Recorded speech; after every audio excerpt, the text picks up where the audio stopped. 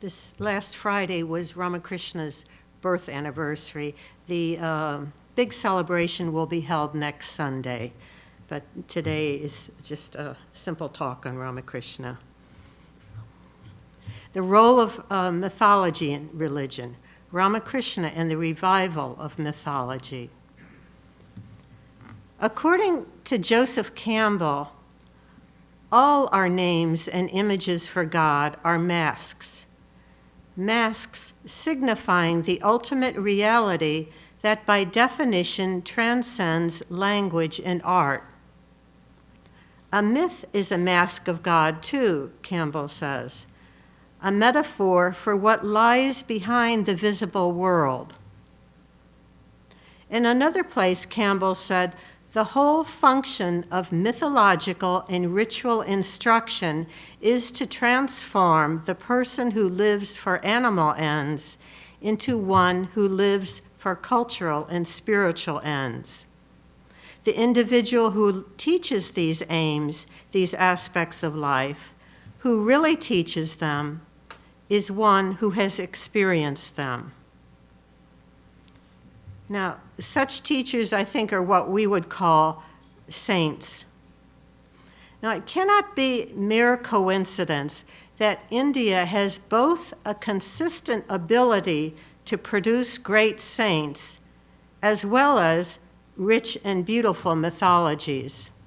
As Campbell says, these two are related. Myths are often revealed to saints, but sometimes the saints draw on existing mythology for their inspiration. Then again, they also inspire new mythologies through their lives or writings or both.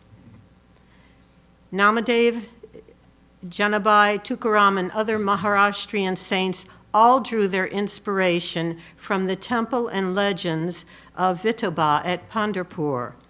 But then their own writings and the stories of their lives added new material to the mythological corpus of that temple.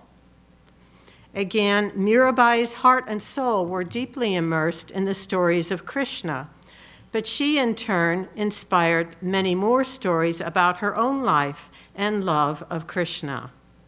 Moreover, inspired by her life and songs, many women since then have followed and still follow in her footsteps.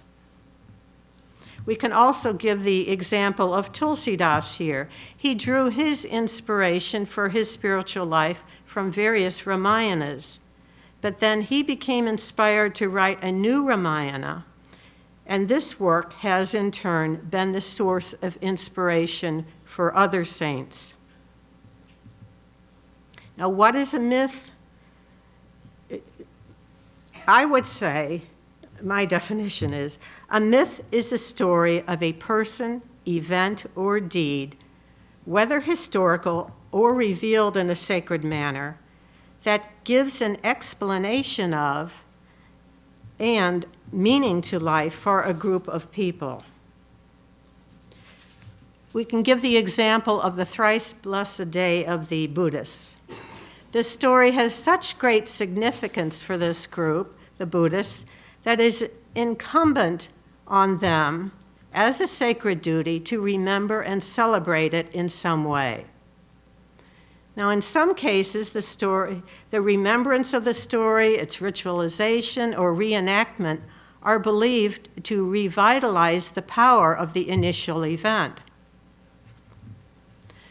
Now, whether the story is historical or not, I don't think it really matters.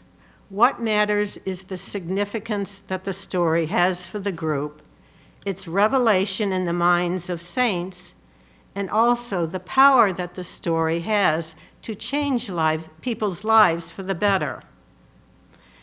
For instance, whether a historical Rama actually built a historical bridge to Sri Lanka doesn't really matter. If that story is revealed in the minds of saints, then it is, on a higher divine level, true. And if the story of Rama has the power to inspire people and awaken godly qualities in them, then it is to be considered sacred. Again, everything connected with that story is sacred also and is to be honored, remembered, meditated on, and talked about again and again. Harry Buck is the author of a condensed Ramayana in English. He says that one of the functions of retelling or performing a myth is, he calls it anamnesis. He translates this word as recollection, and he gives the example. At the end of his life, Jesus broke bread in a symbolic act interpreted by Christians to be the inauguration of a sacramental celebration. Jesus used these words, "Do this for my anamnesis."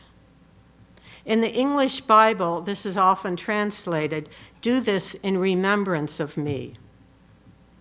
However, as Buck says, more than simple memory is involved. When the devotee participates in the cultic anamnesis, he causes the redemptive event to happen all over again, as it were. Or else you might say that he transcends any temporal barriers that may exist, and he participates directly in the actions of the deity in his life. But I think we have to qualify this just a bit, but I shall shortly qualify my qualifier. To a great extent, the anamnesis depends on the faith of the devotee participating in or witnessing the reenactment. Thousands of such reenactments take place every day all over the world in various religious traditions, but how many people truly receive divine grace from them? Perhaps only a few. For the most part, we can say that only those who have genuine faith in and love for God get any real benefit and can participate directly in the actions of the deity. Yet it is because of these few people who can really touch the inner meaning of the ritual reenactment, that it continues to retain its redemptive power. Most religious traditions have rituals and dramas that reenact sacred moments from their spiritual heritage. In the Jewish tradition, Passover is remembered and celebrated every year when families read aloud the story of this event. And the story of Esther is celebrated every year with folk dramas reenacting her heroic life. In the Christian tradition, Christ's birth, life, and death are all celebrated with rituals, oratorios, songs, and plays that reenact scenes from his life. Again, stories like Mary's appearance to a peasant at Guadalupe in Mexico are often dramatized and performed by troops in various places. And here I'm going to qualify my qualifier above, as this really vindicates Buck's statements. Speaking of this, the dramatization of Mary's appearance at Guadalupe, many years ago, someone I know was a participant in this drama. And in spite of the fact that at the time she was an agnostic and had absolutely no faith in the incident that she was participating in, the power of the drama left her just overwhelmed. And her days as an agnostic were soon over, and she later came to feel that her participation in that drama was something of a joke played on her by the Lord. In the Hindu tradition also, scriptures such as the Ramcharitamānasa and the Srimad Bhagavatam are often read in public gatherings with songs and commentaries. In addition, stories from the Ramayana and the Bhagavatam are regularly enacted in many places of India, such as the Ram Leelas of Varanasi at the time of Navaratri and the Krishna Ras Leelas of Vrindavan during the monsoon season. These are especially well known. Both Now, in some traditions, mythology implies some kind of participation. It's not passive. For instance, children in India may be asked who they identify with in the Ramayana. One son might identify with Rama, another with Lakshmana. A daughter may be inspired by Sita or by Kaushalya. Such mythology also aims for feeling the presence of the god or goddess of the myth, especially by establishing a loving relationship with him or her. For instance, both in the Hindu tradition and in the Christian tradition, there are spiritual practices in which a devotee meditates on a scene from the scriptures. Jesuit priests will meditate on an event in the life of Christ and then imagine that they are there with Christ as his friend and disciple. In this way, they share with Christ and the other disciples the joys and sorrows of the various incidents in Christ's life. Some Vaishnavites also will meditate on a scene from the Ramayana or Bhagavatam. They will imagine that they are a servant or a friend or some other person in the divine drama and gradually immerse themselves in a particular scene. Their idea is to feel that they are actually living that event with Rama or Krishna. Now, the anthropologist Bronislaw Malinowski said, "Myth is not merely a story to be told. It is a reality to be lived." So what happens when an incarnation of God lives a myth or participates in a reenactment of a divine myth? When an ordinary devotee reenacts a myth, the redemptive event can happen all over again, what kind of power is released when a divine incarnation reenacts it?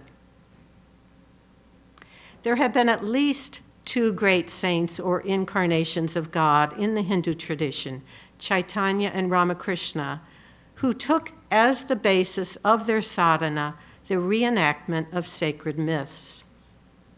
Chaitanya's sadhanas were focused almost exclusively on stories of Krishna's life in Vrindavan, while Ramakrishna's sadhanas covered various aspects of Hinduism as well as aspects of Christianity and Islam. We can understand from the biographies of Chaitanya that the Vaishnava religion was during his lifetime waning, especially in Bengal, where he was born. But his life and sadhanas created such a huge wave of interest in and a revival of that faith, so much so that within 50 years of his passing away, Vrindavan and its surrounding areas were transformed from places of relative obscurity to active pilgrimage centers with some of the most beautiful temples in northern India, just within 50 years. Before Chaitanya took sannyas and renounced the world, he drew a group of devotees around him, and they would often perform plays depicting incidents from Krishna's life. Then around the year 1515, several years after he had taken monastic vows, he went on a pilgrimage to Vrindavan, and through visions, he was able to identify places connected with Krishna's life. He then sent Rupa and Sanatana Goswami there to identify further places and also develop them into pilgrimage sites. During the last 18 years of Chaitanya's life, when he lived in Puri, he became so totally immersed in visions of Krishna's Leelas that he hardly had any awareness of the external world around him. He lived and breathed and had his whole being in Krishna's realm. So in the case of Sri Chaitanya, what was the result of his constant participation in the reenactment of this divine myth? But first we might ask, why would he so totally absorb himself in a divine myth to the point of losing all connection with the external world? What good does it do for someone to be so totally disconnected from this world? Well, this question implies, of course, that everything in this world has to have a practical value. But if we want to look at it in such terms, we can say that his life revealed the secret of divine love as well as its depth. And this love generated such power, a tidal wave, in fact, that it is felt even today, even in other countries. Inspired by Chaitanya's superhuman love of God, many people have left everything to follow in his path. They have understood that the only thing meaningful in life is to realize divine love. Would that have been possible if he had not lived the life? Another result of Chaitanya's absorption in the mythology of Krishna is that soon after his passing away, his own life became part of the spiritual mythology, a mythology to be meditated on and reenacted to learn the secret of divine love. Now, about 300 years after Chaitanya's passing away, Ramakrishna was born. Due to the Western brand of education that was imposed on Indians at that time, religion again began to wane in India. Many British-educated youths doubted or lost faith in the Hindu religion. Some actively scorned it. Then Ramakrishna appeared, an uneducated idolater. He was hardly the kind of person who, it would seem, who could shake up a nation, but shake up India he did. Suddenly, Hindus were proud to be Hindus. They finally regained faith in their scriptures and in their gods and goddesses. From his birth, Ramakrishna lived in a world of myth. Both of his parents, Kudaram and Chandramani, had many visions of gods and goddesses. Before Ramakrishna was born, his parents had to leave Kudaram's native village of Dehri in West Bengal when the local landlord filed a false lawsuit against the family and seized their property. Kudaram could take nothing with him when he left for his new home in Kamarpukur, not even his family deities. However, it seems his chosen deity, Raghuveer, Rama, did not want to be deprived of Kudaram's love and devotion, and he soon devised a way to re-enter the new household at Kamarpukur. Once, when Kudaram was returning home from a trip to another village, he felt tired and decided to rest under a tree. He soon fell asleep, and in a dream, he saw the child Rama pointing to a spot in a nearby field. The complexion of Rama was the color of a blade of new grass. Rama told him that he was staying there in the field, and he asked Kudaram to take him home. When Kudaram woke up, he recognized the field nearby where he was sleeping to be the one that Rama was pointing to in his dream. So he went to investigate. At the spot Rama was pointing to, he saw a sacred Shalagrama Shila, a stone symbol of Vishnu, with a cobra coiled up next to it, spreading its hood over the stone. And Vishnu is often associated with a snake with its hood over him. Without any fear of the snake, Kudaram grabbed the stone, and after examining it, he found that it had the sacred markings of Raghuveer on it. Overjoyed, Kudaram took the Shalagrama home and began worshiping it, and it is worshipped even now in the Kamarpukur shrine.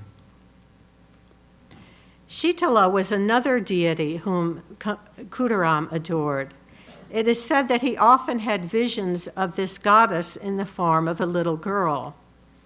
Early in the morning, when he would go out to prepare for his daily worship, she would sometimes accompany him and help him pick flowers. So this was the religious atmosphere in which Ramakrishna was born and brought up. Because of these visions and experiences, the whole family felt that there was a special grace bestowed on them by the Lord. And for that reason, they realized the sacredness of their religious duties and devotions and took them seriously. When Ramakrishna was a child living in Kamarpukur, he would often put on plays with his friends, as Chaitanya had done, enacting the stories of Krishna or Rama. Though it may seem that the children were doing it for their amusement, we can understand from Ramakrishna's later life that for him the purpose was more to enter into the world of Krishna and Rama, to be part of their Leela. This became apparent when he took the part of Shiva in a play on the holy occasion of Shivaratri. Though just a child, he became so absorbed in the thought of Shiva that he lost all outward consciousness. He became fully merged in Shiva, and the stunned villagers realized it. Now, if this doesn't show the purpose of reenactment of a divine myth, I don't know what does. Again, he often lost outward consciousness when he performed the worship of the family deities. But Ramakrishna's spiritual sadhana began in earnest when he started worshiping the Divine Mother Kali at the Dakshineshwar temple near Calcutta. His spiritual zeal was so great that as soon as he began worshiping the Mother, he did it with complete faith that she was a living deity, and he offered himself wholeheartedly to her. Yet it is significant that after practicing intense austerities to have her vision, and she still did not appear to him, he began to question her reality. However, when he questioned it, he was, I believe, asking for everyone. "Are you true, Mother?" he said, "or is it all a fiction of the mind, mere poetry without any reality? If you exist, why can I not see you? Is religion then a fantasy, a mere castle in the air?" But unlike most people who wonder if God really exists and then do nothing to find out, he never quit trying to have her vision. He, in fact, increased his sadhana even more. And at last, when he was literally ready to die for her vision, he got it. Yet he was not satisfied simply having the vision of her once. He would not rest until he had the constant vision of her and could see her and talk to her at will. But even then he was not satisfied until he had proven to himself that his visions were not figments of his imagination. Once, in order to obtain a sign that a certain vision was true, he performed what is called an act of truth. He said, "If this vision of mine is true, let this rock," which was outside his room, "let this rock jump 3 times. And the rock did jump 3 times. Again, most people would have just rested on their laurels right then, but he did not. He wanted to see God in many forms and in many aspects, and he wanted to love him in various relationships. In Swami Saradananda's biography of Ramakrishna, he raises this question. He wrote, "Why did the master continue practicing sadhana even after attaining the constant presence of the Divine Mother, the cause of the universe? An aspirant practices meditation and austerities in order to realize God. But what is the need for sadhana if one looks upon him as a close relative after you've already realized him?" We did not hesitate to ask Ramakrishna about it. The master said in reply, "One who lives near the sea sometimes has a desire to find out how many pearls are hidden in the ocean depths. Similarly, after realizing the Divine Mother and being constantly near her, I thought that I should see her multiple forms. If I had a desire to see her in a particular way, I would importune her with a longing heart. Then the gracious Mother would supply whatever was necessary to experience that form, make me practice that sadhana, and reveal herself to me accordingly. Thus I practice sadhanas belonging to various paths."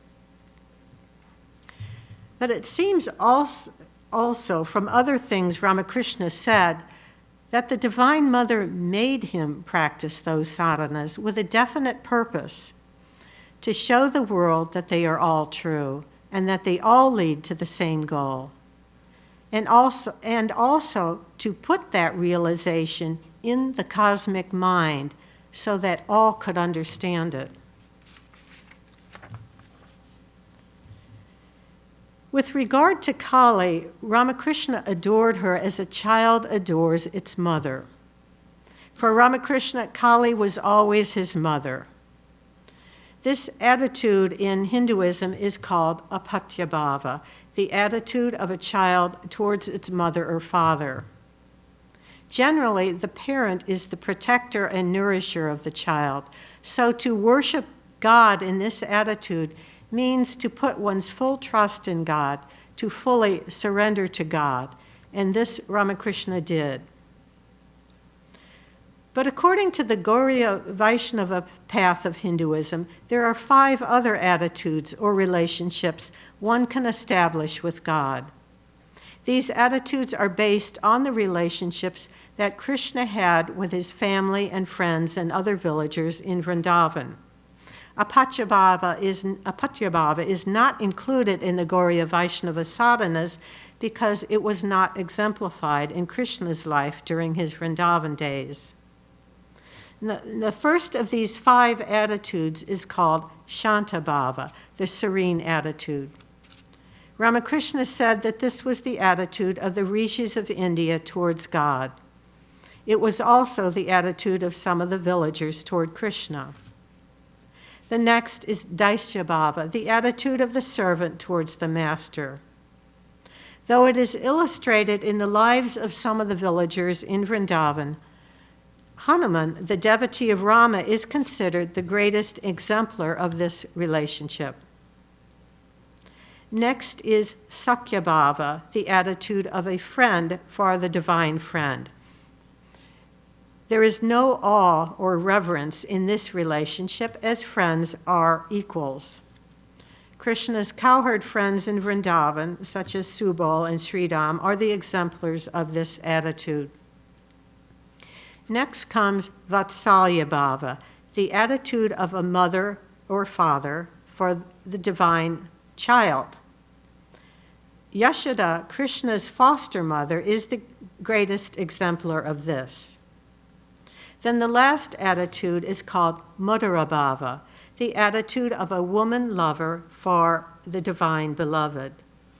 In the life of Krishna, the gopis, and especially Radha, are the greatest exemplars of this bhava. And moreover, the Madhurabhava includes all the other bhavas, the other attitudes. Going back to Ramakrishna's childhood days in Kamarpukur, we can recall that he had intense devotion to his family's main deity, Raghavir. According to Swami Saradananda, at that time, Ramakrishna worshipped Raghavir with the attitude of Daisyabhava, the attitude of a servant towards the Divine Master. But later, after Ramakrishna had the vision of the Divine Mother at Dakshineshwar, he again turned to the worship of Rama, and this time to perfect that attitude and carry it to its full conclusion. As Hanuman, the great monkey hero, is considered the ideal devotee of Rama and the best exemplar of Daisyabhava, Ramakrishna decided to become another Hanuman, literally and in every way. In his movements, gestures, and speech, he entered into the world of a monkey, and then into the world of Rama. Ramakrishna himself described it. By constant meditation on the glorious character of Hanuman, I totally forgot my own identity. My daily life and style of food came to resemble those of Hanuman. I did not feign them, they came naturally to me. I tied my cloth around the waist, letting a portion of it hang down in the form of a tail, and I jumped from place to place instead of walking. I lived on fruits and roots only, and these I preferred to eat without peeling them. I passed most of my time on trees, calling out in a solemn voice, Raghuvir. My eyes looked restless like those of a monkey, and most wonderful of all, my backbone at the end enlarged by about an inch. Gradually it resumed its former size after that phase of the mind had passed on the completion of that sadhana. But in short, everything about me was more like a monkey than a human being. Soon afterwards, Ramakrishna was blessed with a vision of Rama's consort, Sita, who merged into him. But later he often had visions of Sita and Rama. For example, he once said, sometimes when the mind descended from the Nitya to the Leela, from the absolute plane to the relative plane, I would meditate day and night on Sita and Rama. At those times, I would constantly behold the forms of Sita and Rama. And this is how he practiced all the sadhanas he took up, with absolute 100% devotion and faith. Faith in what he was doing, faith in God, and faith in the goal he wanted to attain. Swami Sardananda mentions that Ramakrishna also took up the discipline of Sakyabhava, the attitude of a friend of Krishna. But the details of this sadhana, he doesn't mention. I guess he didn't know it. But according to Swami Premananda, Ramakrishna at one time took on the role of Balaram, Krishna's elder brother, which is a type of Sakyabhava. But again, the details of this sadhana are not known. Ramakrishna's practice of Vatsalya Bhava, the attitude of a parent towards the divine child, took a slightly different turn. Here, according to Swami Sardananda, he seemed to have had visions of Ramlala, the child Rama, before he was initiated into the sadhana. After a Ramite monk came to Dakshineshwar with an image of Ramlala, Ramakrishna would sometimes see Ramlala playing and talking to him. Previously, he said he had been averse to taking a feminine mood for sadhana, but these visions awakened a maternal mood within him. He felt intense love for Ramlala as a mother feels for her child, and he soon asked the Ramite monk, Jatadhari, to initiate him with a mantra conforming to that mood. His perfection of Vatsalya Bhava was basically immediate.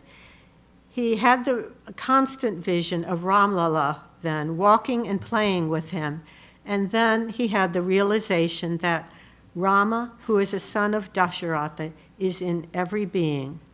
The same Rama is immanent in the universe and yet transcends it. It seems he needed the initiation to perfect that mood.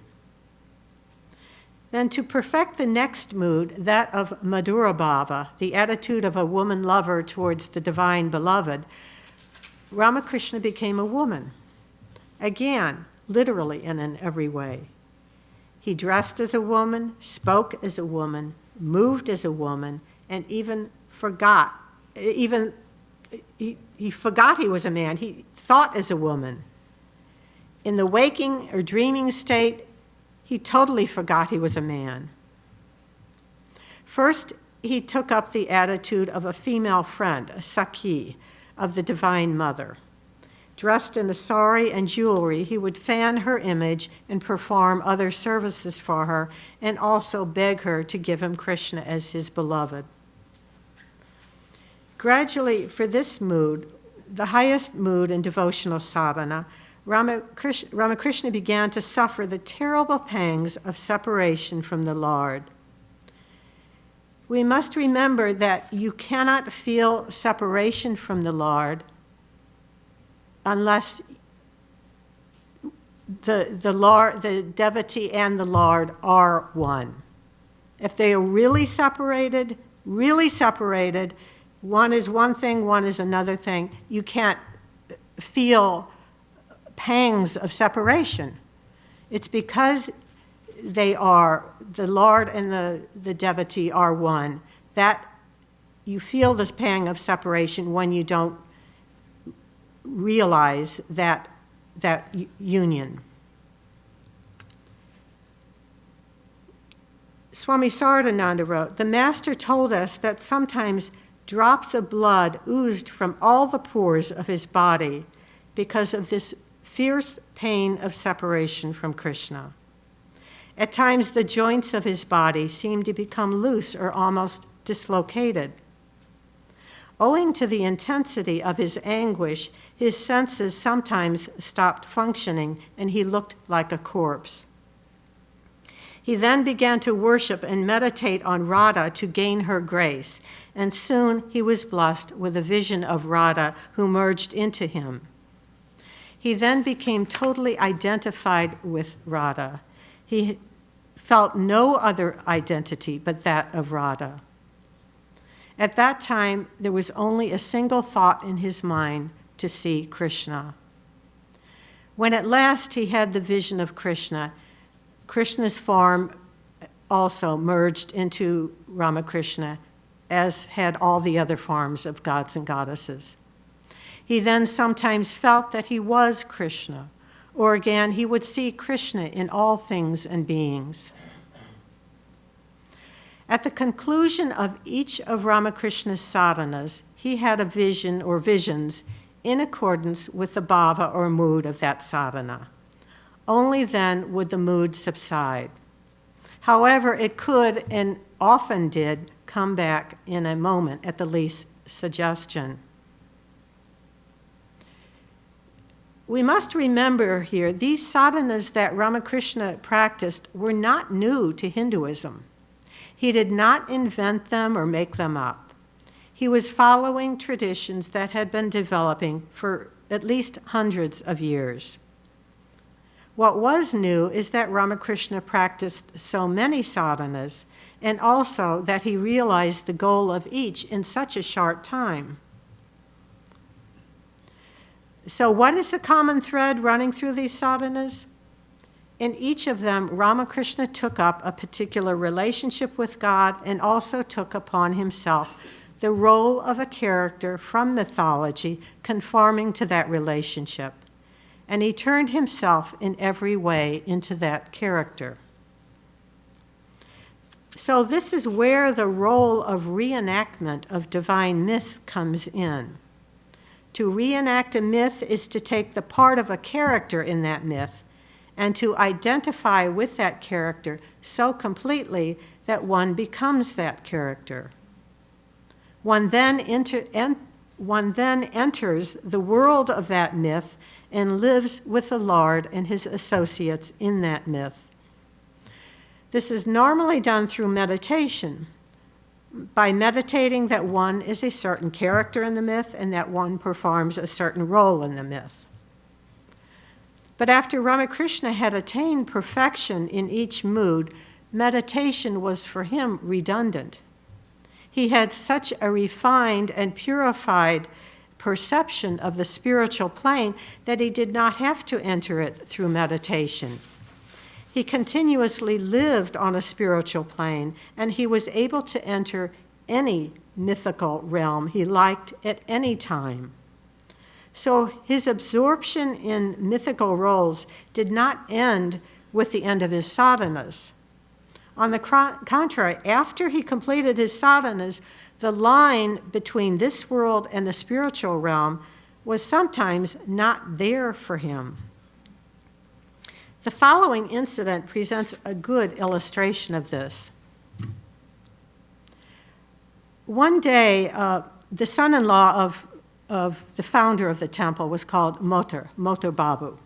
One day, Motor Babu was returning to his Calcutta residence. He had a residence at the Dakshineshwar temple and also in Jan Bazar in Calcutta. So Motor Babu was returning to his Calcutta residence in his deluxe carriage, bringing Ramakrishna with him. Now, when the carriage reached Chitpur Road, the master had a wonderful vision. He felt that he had become Sita and that Ravana was kidnapping him. Seized by this idea, he merged into samadhi.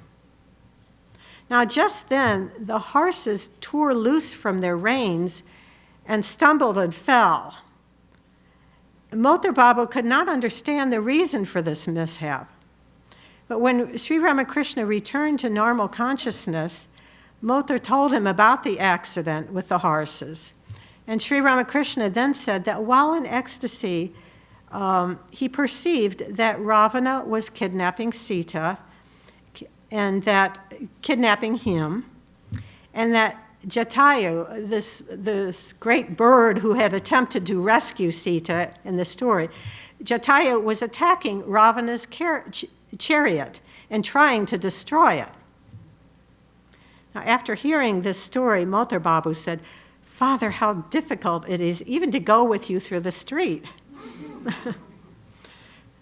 But we don't hear Motor Babu's reaction to being placed in the position of Ravana. No.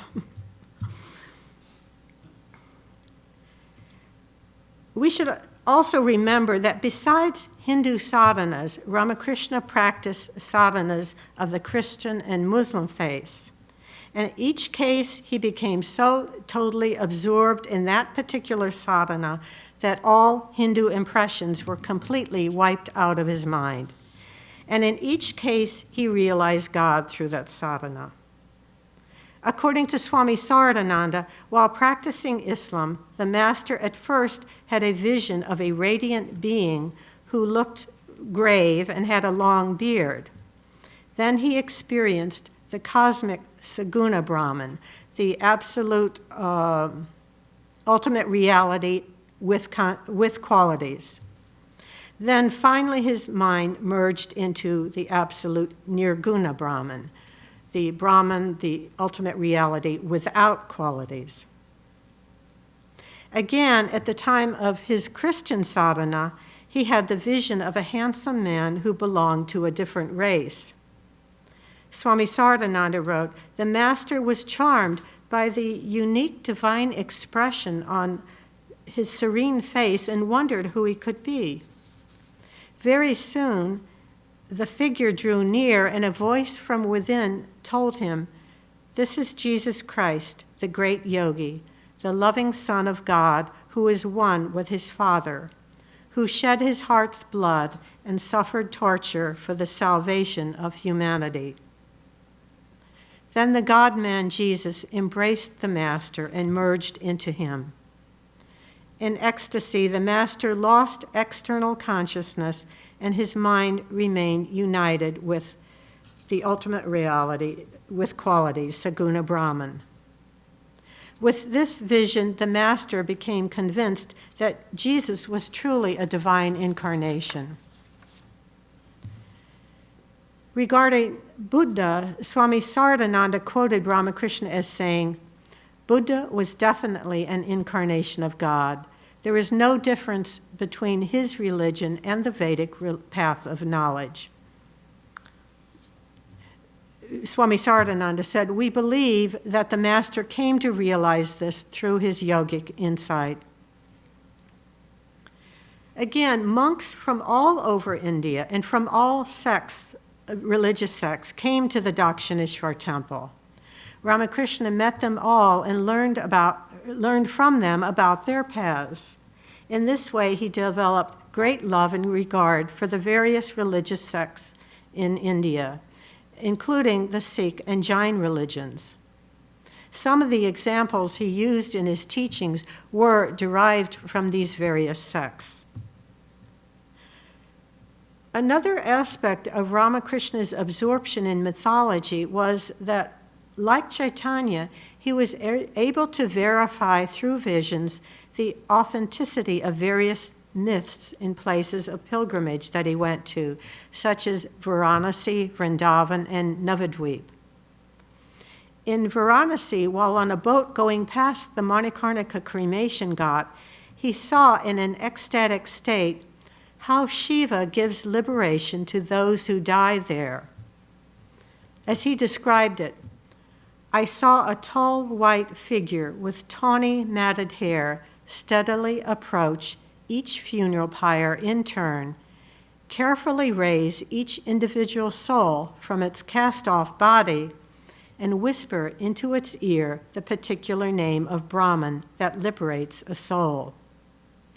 Seated on the opposite side of the pyre, the all-powerful Divine Mother Kali untied the gross, subtle, and causal knots of bondage created by each individual soul, thus sending the soul to the Absolute by opening the gate of liberation. The pundits of Varanasi told Ramakrishna, the Kashi Khanda is a work, a scripture glorifying Varanasi. They said the Kashi Khanda mentions that Shiva confers nirvana on those who die at Varanasi, but does not explicitly state how. Your vision clearly elucidates how this is accomplished. Your visions and experiences have surpassed even the scriptural records. In addition, Ramakrishna saw in a vision that the subtle form of Varanasi was golden, thus verifying this claim, this scriptural claim also. When Ramakrishna went with Motor Babu on a pilgrimage to Navadvip, Chaitanya's birthplace, he was actually at that time skeptical that Chaitanya was an avatar. And when he arrived at Navadvip, he did not feel any manifestation of divinity there. In fact, he was very disappointed. But just as he was getting on the boat to leave, he had a vision of two beautiful boys, that is, Chaitanya and Nityananda, in their teens, with bright complexions and light around their heads. They were coming from the direction of the river, the Ganga. They came running towards Ramakrishna with their arms raised and merged into him. Thus, Ramakrishna later said, I was shown many such things and became convinced that Chaitanya was a true avatar, a manifestation of divine power. As he was leaving Navadvip, Ramakrishna said to Motor Babu, I could see that most of the original sites that is connected with Chaitanya are lost.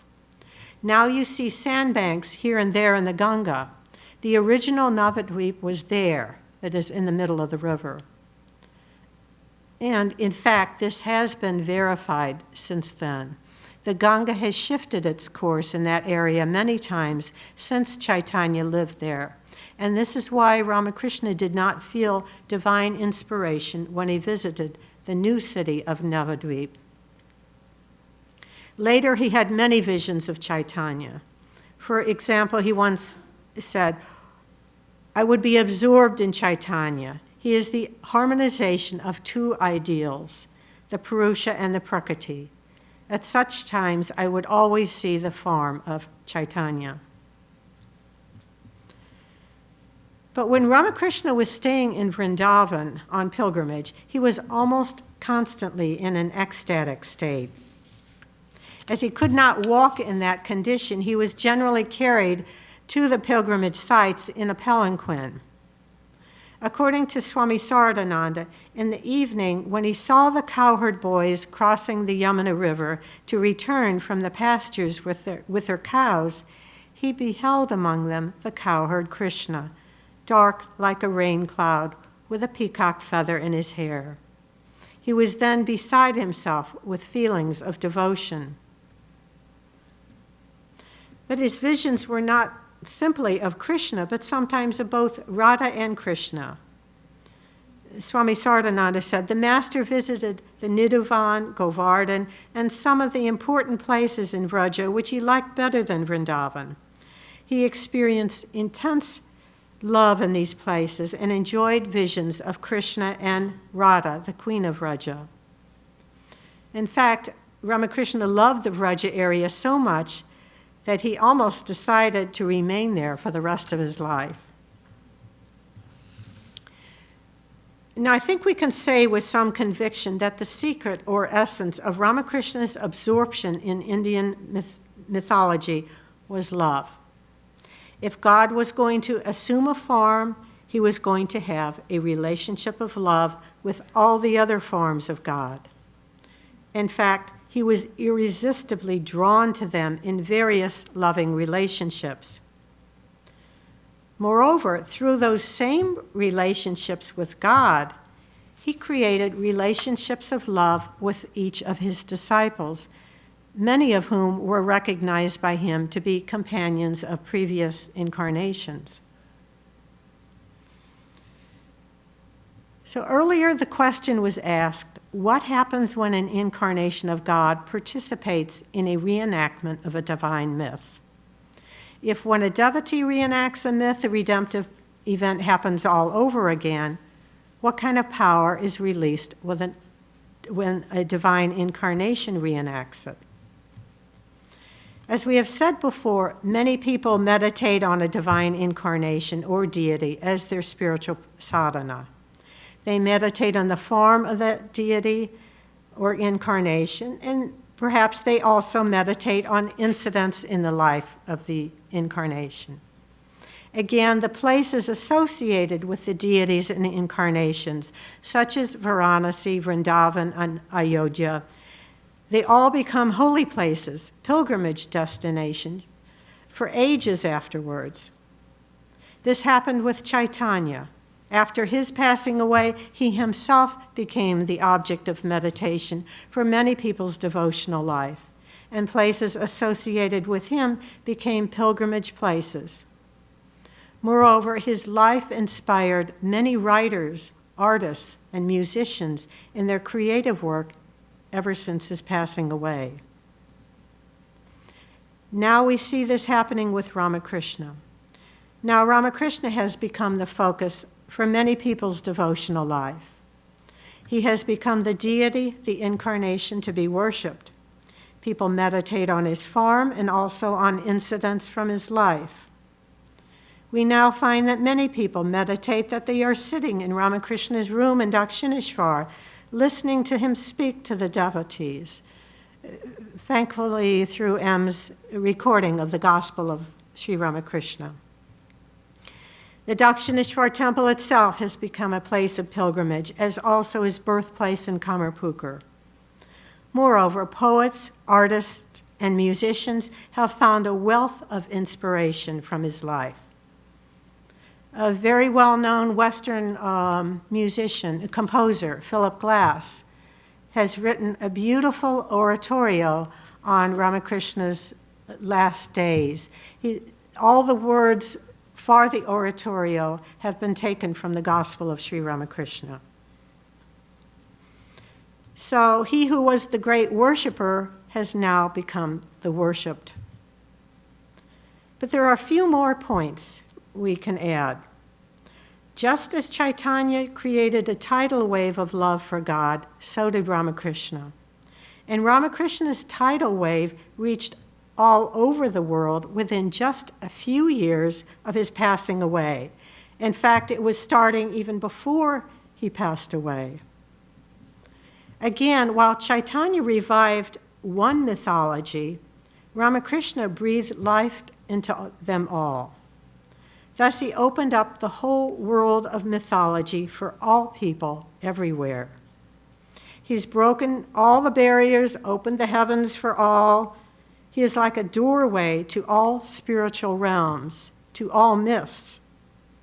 Through Ramakrishna, we are able to enter various spiritual realities, various spiritual planes, all on the strength of his sadhana.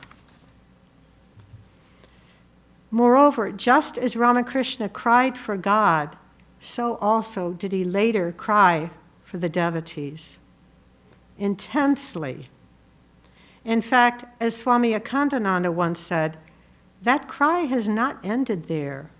It is still ringing through the air and shall continue for eons. So Ramakrishna continues to call people to join his divine Leela. And just as he took on a particular relationship of love with each aspect of God, so also does he take on a relationship of love with each one of us. In this way, he is attracting devotees all over the world through every aspect of God.